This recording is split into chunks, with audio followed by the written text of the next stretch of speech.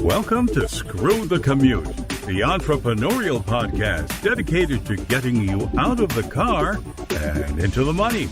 With your host, lifelong entrepreneur and multimillionaire, Tom Antion. Hey everybody, it's Tom here with episode 584 of Screw the Commute podcast. I'm here with Stephanie Lentz. Now, her husband was on recently. He was a 10-year firefighter and had a lot of crappy jobs, and then now he's a top business coach. But he was telling me about Stephanie's interesting business, and I thought, that's really perfect for the times, and I think people would love to hear about this, even though it's brick and mortar, which, I'm mostly all digital. So we'll have her on in a minute. I think you'll really enjoy this. Let's see. Make sure you pick up a copy of our automation ebook at screwthecommute.com/automate free. And this book has saved me, we actually estimated it 7.5 million keystrokes. And that was as of a couple years ago. And all the items in it are cheap, free, and some of them are right on your computer already. Just nobody taught you how to use them. It just saves a fortune in time and effort, because I want you spending time with customers and prospects, not fighting with your computer all day long. So pick up your copy at screwthecommute.com/automate free. While you're at it, pick up a copy of our podcast app at screwthecommute.com/app. That's APP. You can put us on your cell phone and tablet and take us with you on the road. Now, we're still going strong with our program to help persons with disabilities get scholarships in internet and digital marketing. And they're really inspiring. Two of the people are blind and they're doing videos. I mean, it's just amazing, the people, what they're doing. And we've got a GoFundMe campaign set up. Anything you can kick in is great. It helps out. And if you're flush with cash, you can sponsor a person yourself. And boy, what a thing you could be proud of, changing somebody's life forever. So check that out at our school website, imtcva.org/disabilities. You can kick over to the GoFundMe campaign there and see their videos. All right, let's bring on the main event. Stephanie Lentz is here. She's the founder of a zero-waste grocery store in Kirkland, Washington. It's called Scoop Marketplace, and she teaches people how to improve the quality of their lives while learning to walk more gently on the planet through her podcast, Green Stuff, and digital courses for ecopreneurs and eco-conscious individuals. Stephanie, are you ready to screw the commute? Absolutely. Let's do it. All right. I hear you, even with a brick and mortar store, you've been able to screw the commute pretty much. So can't wait to hear a story about this grocery store that you have. Tell us about it. Well, Scoop is, like you said, a zero-waste grocery store. So that means that people are bringing reusable containers to fill with our package-free products, which includes bulk food, home goods, and personal care products. So that way we are eliminating the need for disposable packaging and decreasing our carbon footprint overall. Now, I'm used to going to Whole Foods once in a while, not all the time, but I know they have these big bins of stuff. But when you said, personal goods, I mean, are you talking about like body lotion and stuff in bulk, or how is that not packaged individually? Yeah, I mean, we get whatever we can find. So we've got sunscreen, we've got, aloe and shampoo and conditioner and facial toner and different oils for skins and things like that. So we get them in large containers, and then we sell those things by weight, just as we do with any of our other products. And in some of the cases, we're able to they have what we call a loop system. So if they send let's say the hand sanitizer, if they send that to us in a 3-gallon bucket, when that's empty, we can ship it back to them and they're able to wash and reuse that bucket and refill it with product to keep it in the loop. Wow, but now how does somebody buy it though? Do they bring their own container to purchase it? Exactly. So any clean, dry containers are fine. A lot of people shop with glass jars because we have an abundance of those, right? Anytime you get pickles in a jar or pasta sauce in a jar, we've got glass jars all over the place. But plastic yogurt containers work really well too. and you just bring it in and we weigh the empty container and we take what's called the tear weight. Tear That's weight. the, yeah, exactly. And then you can go and fill it with whatever products. And we've got some different things you could use if you wanted to mark on your container what the product is inside. And then you bring it back up and we weigh the final product and deduct the tear weight. So you're just paying for the actual product itself and not the weight of the container. Right, right. Yeah, that's beautiful. Now, do you have sometimes trouble telling the difference between products that are in a container? Yeah, and that's why, like I said, we've got some grease pens or grease pencils around, and sometimes we use little tags that have chalk paint on them so that we can use chalk on them and then erase them and use them again. Or we actually discovered that Sharpies work really well on glass because you can wash it off or scrape it off later. So if we need to, we've got ways to help label them, especially with things like, baking powder and baking soda, Right, or like exactly. all the other white powders, or different types of flour. That can be really helpful to identify them. So is it somewhat honor system that when people are going to do this, or do you have someone helping dispense all this stuff? A little bit of both. I mean, definitely the premise is built off of the honor system, and I think just in terms of our company values, we attract a pretty stellar community of people, so that works well for us, and we all just kind of work together to make it a positive shopping experience for everybody. Yeah, yeah. And when I first heard your husband Stephen talking about this, when he said zero waste, I thought that he meant that any perishable stuff was donated to homeless or something. But he said, no, there's no waste at all. Is that really true? Well, that's the goal. Yeah. Zero waste is kind of a very idealistic lifestyle. It's not possible to be completely zero waste. I mean, I suppose you as an individual, you could go, fully off grid and grow your own everything. And maybe there's some possibility, but right now, we have a very linear economy. So things are being created and their end destination is almost always the landfill. It's just a straight line. But if we can work more towards a circular economy where we are using resources and then using the same resources again and again and keeping them in use, that's what we want to be headed towards. So we do our absolute best to avoid sending things to the landfill. So you're right. If we need to, with extra food, we will find opportunities to donate it or just, make sure that if we have to sell it very, very inexpensively, make sure that it gets used and it's not getting tossed into compost. But then with other things, it's maybe getting a little bit creative about the recycling. So we partner with a company in this area called Ridwell, and they have specialty recycling options available. So some of our spices, for example, even though we purchase large quantities of them, they still come in plastic packaging. But by partnering with Ridwell, we can wash that plastic packaging and then they come and pick it up with our weekly collection and they're able to recycle it. So it's all about, kind of thinking outside the box. How can we divert this from the landfill and find some other way to keep the resources in the loop? Now, how did you get the idea for this business and the name? Well, we made quite a few changes to our lifestyle after our first child was born, and we had reduced a lot of the waste in our home, but I was still having a hard time with groceries. I would still come home from the grocery store with lots of trash. And around that time, I noticed that these businesses were very common in Europe.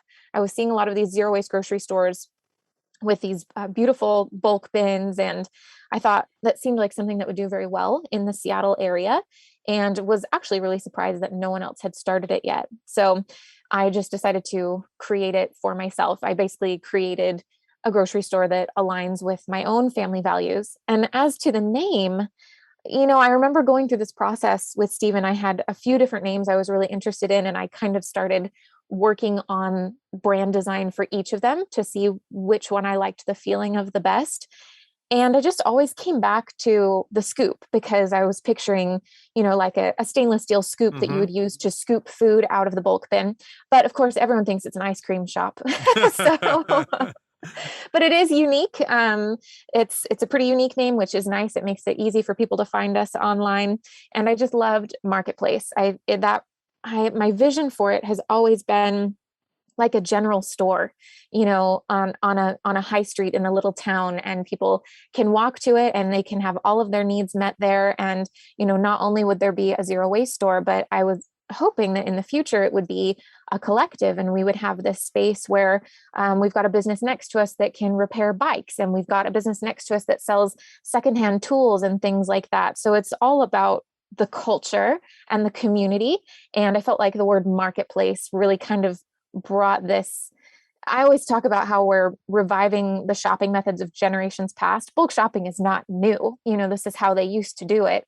So we're reviving those shopping methods to give ourselves a healthier future, but we have to find a way to offer this old-fashioned shopping service so that it is, meeting the demands of our modern culture. It has to be convenient enough for them, and it has to be appealing enough for them. So I feel like we've got a little bit of that old timey vibe, but hopefully enough appeal to keep it relevant.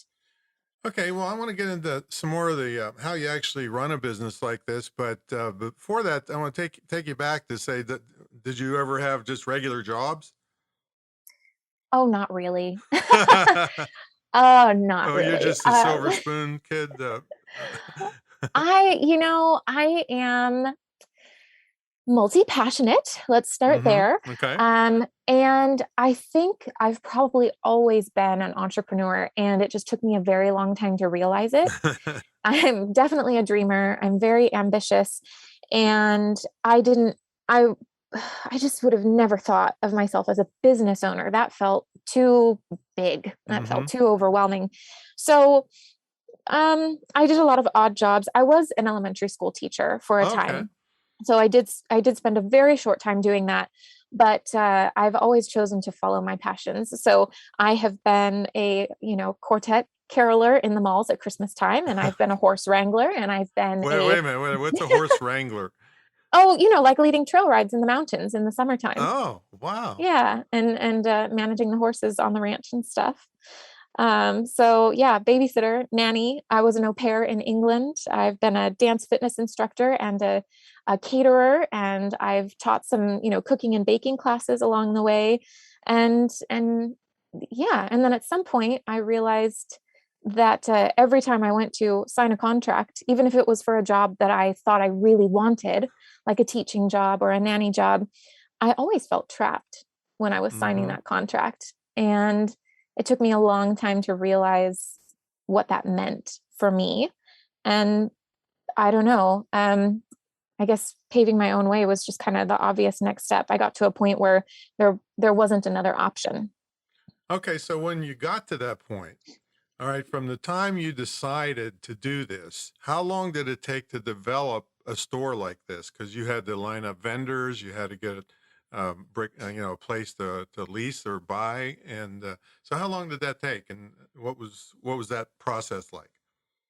Well, unfortunately, that assumes that there was a beginning and an end. And as far as I can tell, there's no end in sight. Well, you did open the doors one of these days. Yes, yes. So It's definitely been ongoing. Let's see, what year are we in? So it's been about 4.5 years now since I got the idea. okay. So from the time that I got the idea until I was able to open my first location, that was about 1.5 years.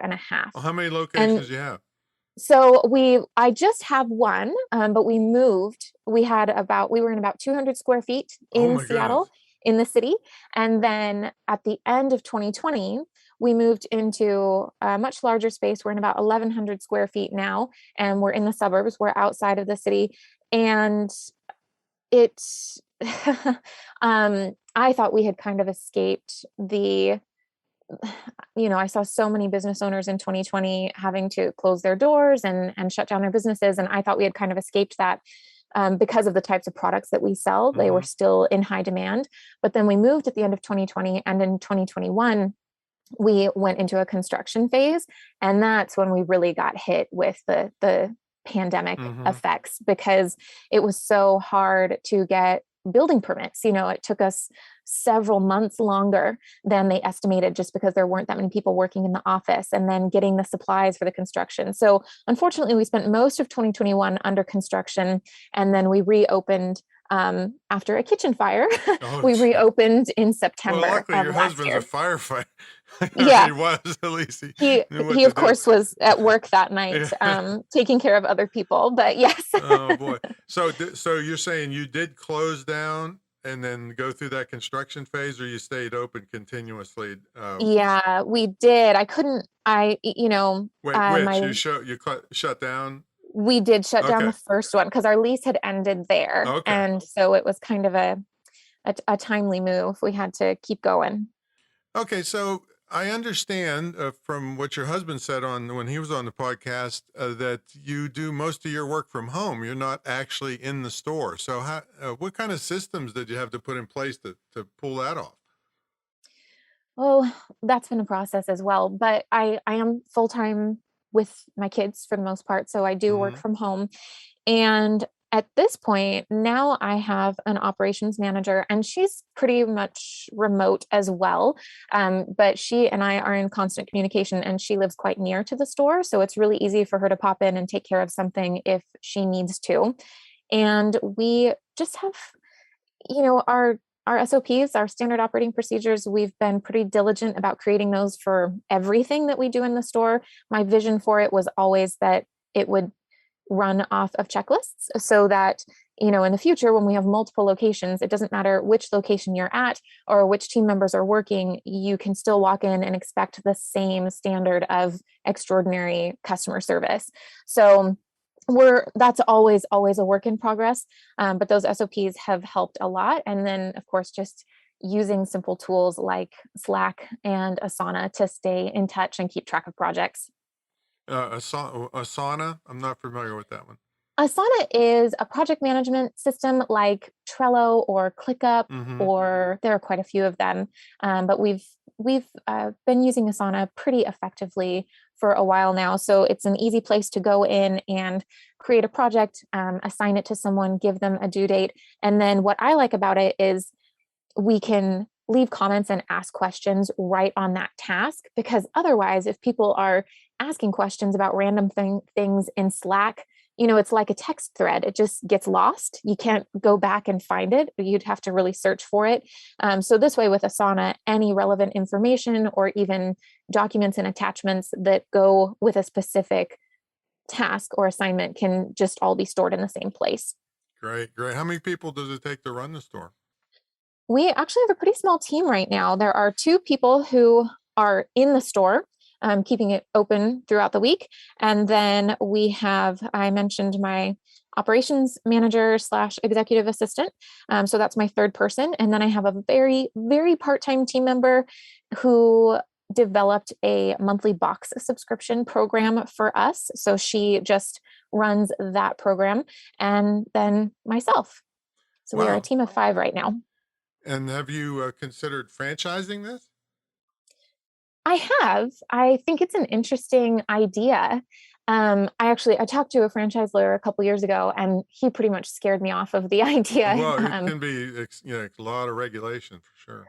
Yeah, and I think for me, the most important thing is the mission, the vision, the values, and it just kind of freaked me out having someone else, control something that has my brand name on it. Hmm.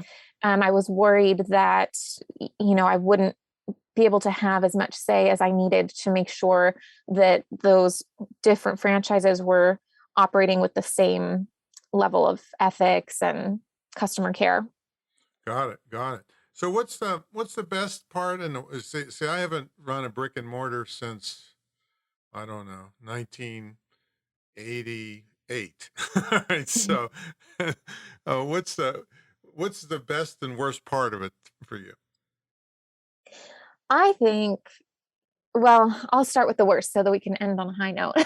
um, I think that the worst part is just the complete lack of predictability. There are, some days where the sales are fantastic and the shop is full and the energy is just, booming and it's beautiful.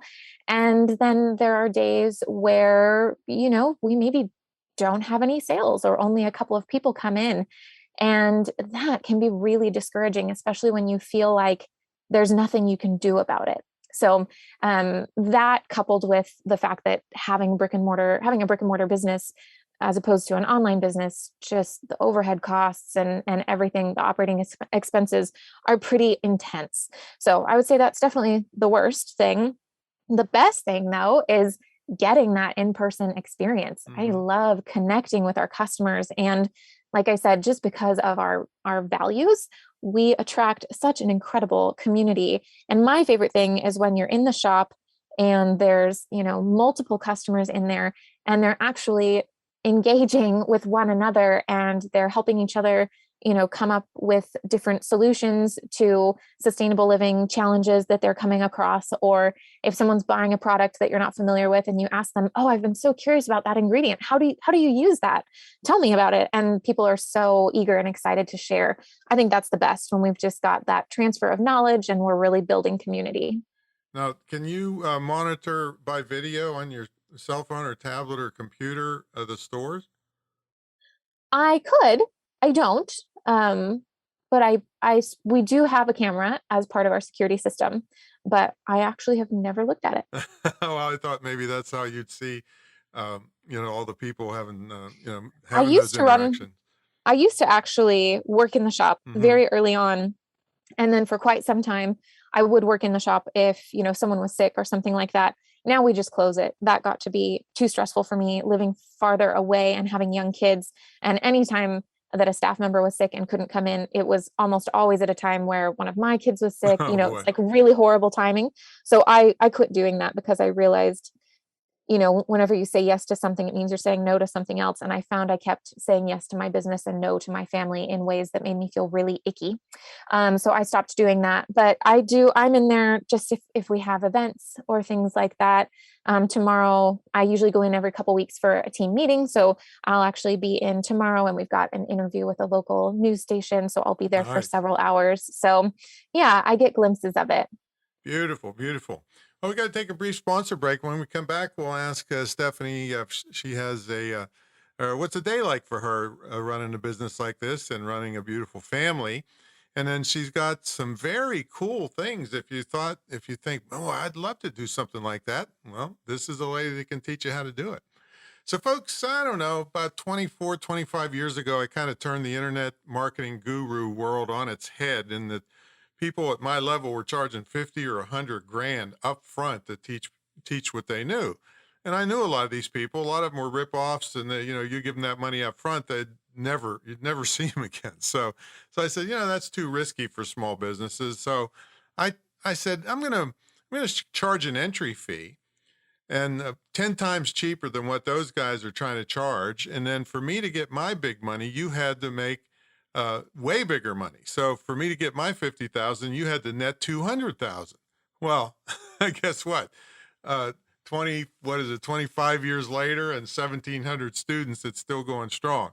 So it's you can check out the details at greatinternetmarketingtraining.com, but be ready to pack a lunch, because there's so many unique features to this program. Nobody will put theirs up against mine, because they'd be embarrassed.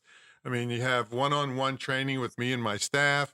You have an immersion weekend at the Great Internet Marketing Retreat Center in Virginia Beach. You have access to our TV studio.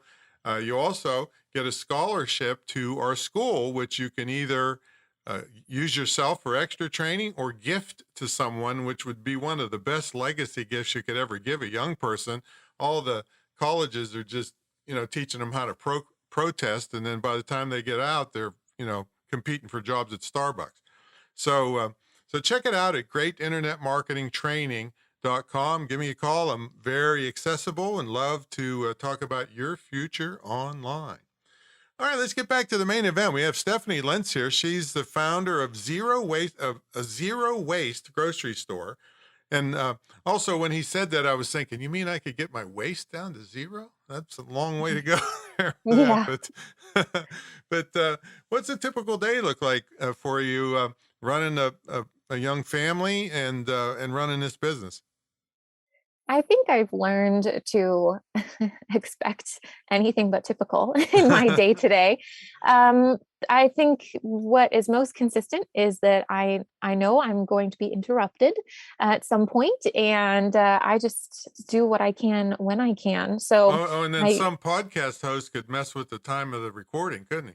Can't believe well, those people, those podcast hosts. They're just irresponsible. see, that's okay. I was ready for it. I I was expecting things to go not to plan.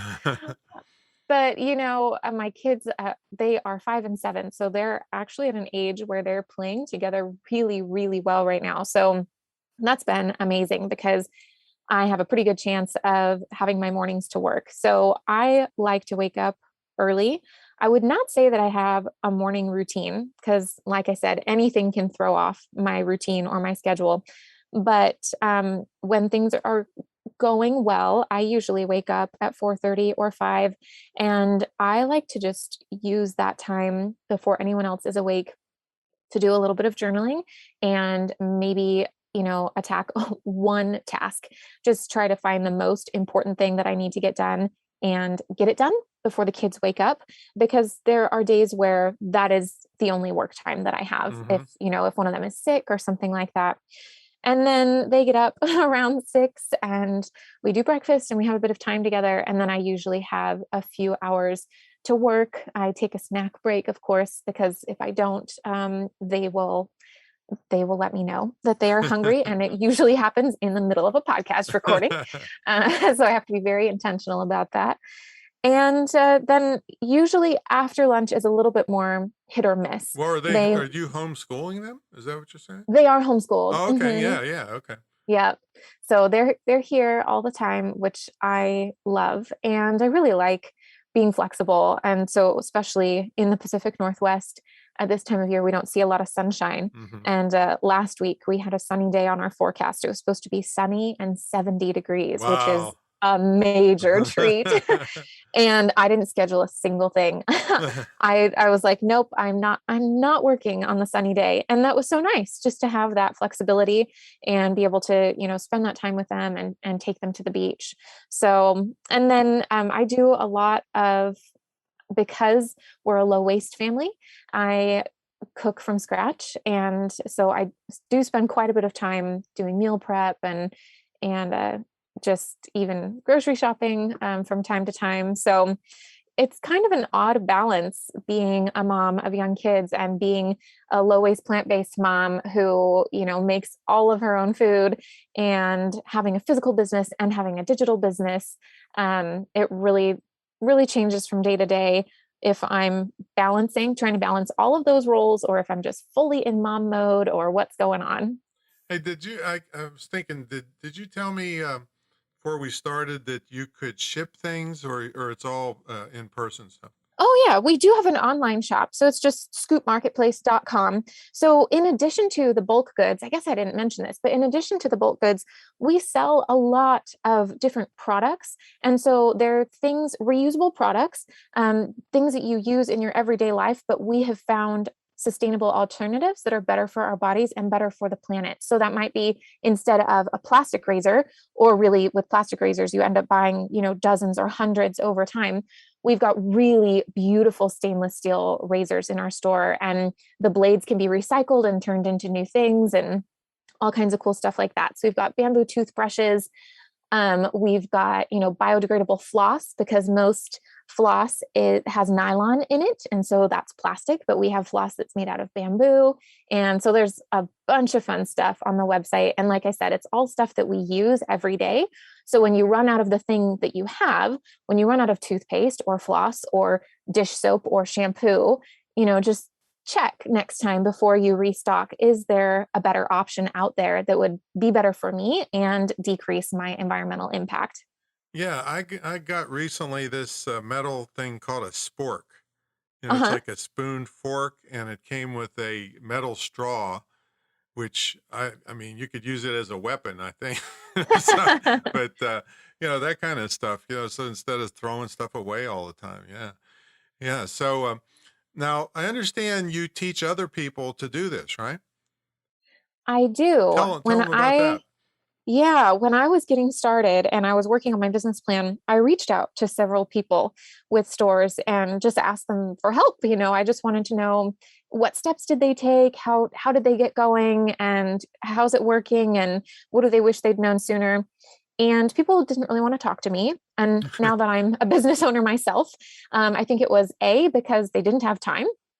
And B, I think it was, I think there was kind of a defensive, competitive Hmm. vibe, which I totally understand, wanting to protect your your intellectual property, and that their knowledge and experience is definitely valuable. That said, I even offered to pay for their time in some instances, and they weren't interested.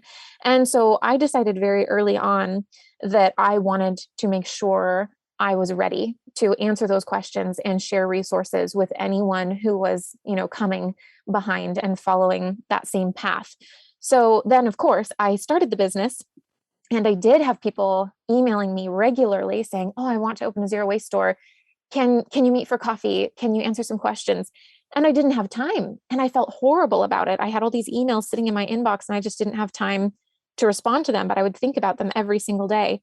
And at some point, I just decided to sit down and record a digital course. So it's a roadmap for opening a zero waste store, and it takes them from the vision planning stage, when it's just this baby business idea, all the way to grand opening and beyond. So it's the exact steps that I took to open my store, but it's also everything that I've learned since then that would have been really helpful to have known earlier on in the process. So I just want to take the guesswork out of it. I want to simplify it as much as I can, because there are things I can't answer. I can't do tax planning for them. I can't find the best insurance for them.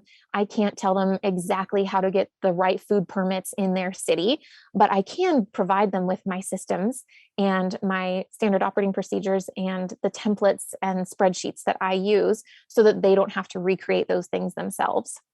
Yeah, and a lot of people, like those people that you try to get help from, have a protectionist mentality instead of an abundance mentality. Hmm. And if they really had the mission that you have of reducing waste, they would be wanting to spread this everywhere on Earth. so, Right. so some people are a little bit posers in this field. So where would they find that? Is that course? So I wanted to make it as easy as possible, since I know we have kind of a lot going on. So scoopintelligence.com/walk gently.